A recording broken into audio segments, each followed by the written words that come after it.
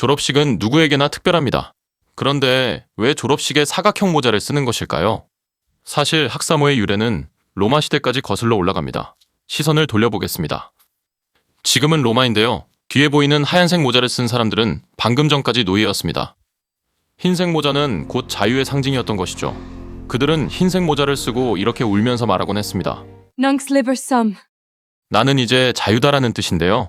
근데 학사모와 노예가 쓰던 하얀 모자와는 도대체 무슨 관계가 있을까요? 아르케가 첨단 AI를 활용해 로마 시대부터 중세 유럽 대학까지 샅샅이 살피면서 학사모의 기원을 복원해 보겠습니다. 지금은 기원전 59년 카이사르가 집정관에 취임하던 로마입니다. 뒤에 보이는 곳은 티베르강의 오스티아 항구인데요. 항구를 통해 매일같이 1000명 이상의 노예들이 로마로 유입되고 있습니다. 로마 인구의 30에서 40%가 노예였을 거라고 역사학자들은 추산하는데요. 셋 중 하나는 노예였다는 이야기입니다.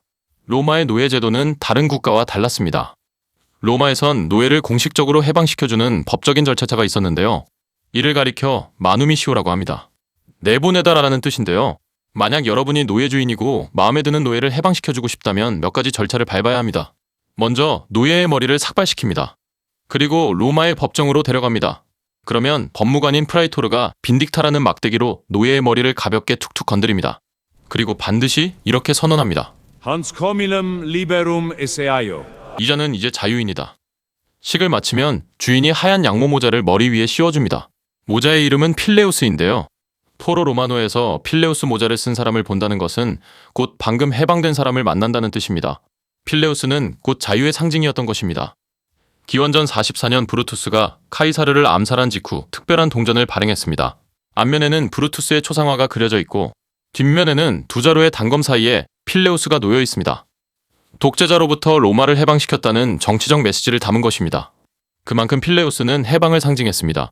이뿐 아닙니다. 로마 시대에는 필레우스를 모두가 함께 쓰는 날도 있었습니다. 12월 17일부터 23일까지 농경의 신인 사투르누스를 기리는 축제가 열렸는데요. 사투르누스 축일에는 엄격한 사회적 위계 질서를 무너뜨렸습니다. 축제 기간 동안 노예들은 일을 하지 않았고요. 주인과 노예가 모두 필레우스를 착용했습니다. 그만큼 모두가 해방되는 날이었던 것이죠. 노예가 착용하던 필레우스는 몇 차례 변천 과정을 겪습니다. 서기 476년 서로마 제국이 멸망하고 지식의 중심은 교회로 넘어갔는데요. 1088년에 유럽의 첫 대학인 볼로냐 대학이 설립됩니다. 당시 대학 교수는 모두 성직자로 이루어졌습니다. 성직자의 의복은 곧 교수의 의복이 됩니다. 이 무렵 모자는 또 한 번 변신합니다. 중세와 르네상스 시기에 성당이나 대학은 매우 추웠습니다.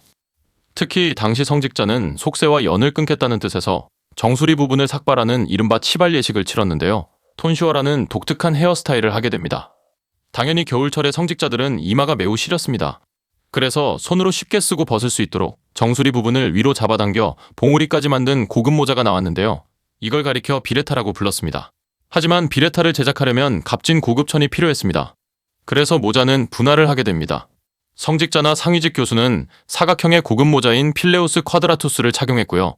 반면 하위직은 신축성 없는 천으로 옷감을 엉기성기 붙인 원형 모자인 필레우스 로툰두스를 썼습니다. 영국 궁정화가인 한스 올바인이 그린 작품을 보겠습니다. 모자에 따라 신분이 다른 것을 알 수 있으시지요? 고위 성직자와 귀족들의 초상화에는 어김없이 검고 보라색인 필레우스 쿼드라투스가 등장하고요. 반면 마틴 루터의 초상화를 보면 필레우스 로툰두스를 착용한 것을 알 수 있습니다. 1675년에는 영국 옥스퍼드대에서 큰 변화가 일어납니다. 바로 옥스퍼드대 총장이 젠틀맨이나 평민에게도 필레우스 로툰두스 대신 필레우스 쿼드라투스를 착용할 큰 권한을 부여한 것입니다. 한번 당시 데이비드 로건이라는 판화가가 남긴 도록을 넘겨보겠습니다.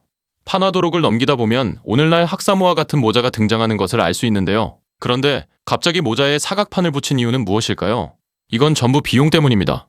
총장이 고급스러운 모자 착용을 허용했더라도 쓰는 건 별개 문제였습니다. 천이 비쌌습니다. 그래서 모자 윗부분을 튼튼하고 평평하게 유지하고자 천 안에 판자를 넣기 시작한 것입니다. 지금 보시는 것은 17세기의 랜슬롯 앤드류 주교의 모자인데요. 현재도 케임브리지 대학에서 신학 박사학위 수여식 때 정식 모자로 사용 중입니다. 이런 모자를 가리켜 모타보드라고 부르는데요. 모타는 회반죽을, 보드는 판을 뜻합니다. 벽돌공이 회반죽을 올려놓고 작업할 때 쓰던 사각형 판때기와 흡사하다고 해서 붙여진 이름입니다. 시간이 흐르면서 학사모에 수술이 달리기 시작했습니다. 학사모 수술 위치와 색상만으로도 신분을 알 수 있습니다. 보통 졸업식 시작 전에는 수술을 오른쪽에 두었다가 졸업장 수여가 끝나면 반대편으로 옮깁니다. 이는 학생인 캔디데이트 신분에서 학위를 가진 졸업생인 그레듀에이트 신분으로 전환됐다는 것을 공식적으로 선언하는 의례입니다.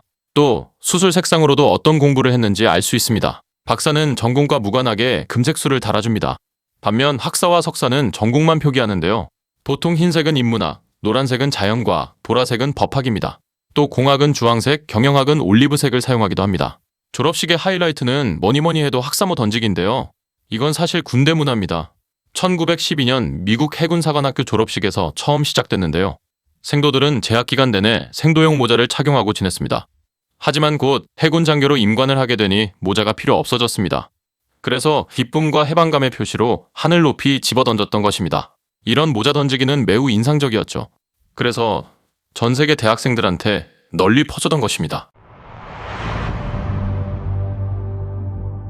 한국에서 학사모를 처음 착용한 건 1908년입니다. 구한말에 근대식 국립서양병원인 제중원이 설립됐는데요. 제중원의 후신인 세브란스 의과대가 제1회 졸업식을 열면서 의대생 7명에게 학사모와 가운을 입힌 것이 한국 학사모의 기원입니다. 어떠셨나요? 학사모는 예나 지금이나 같은 메시지를 던진다고 생각합니다. 배움만이 당신을 진정으로 자유롭게 한다. 여러분의 지적 자유를 위한 가장 쉬운 업데이트, 아르케를 구독하고 알림을 설정해보세요. AI 역사 복원을 통해 여러분에게 세상을 보는 통찰력을 전해드리겠습니다. 지금까지 아르케였습니다.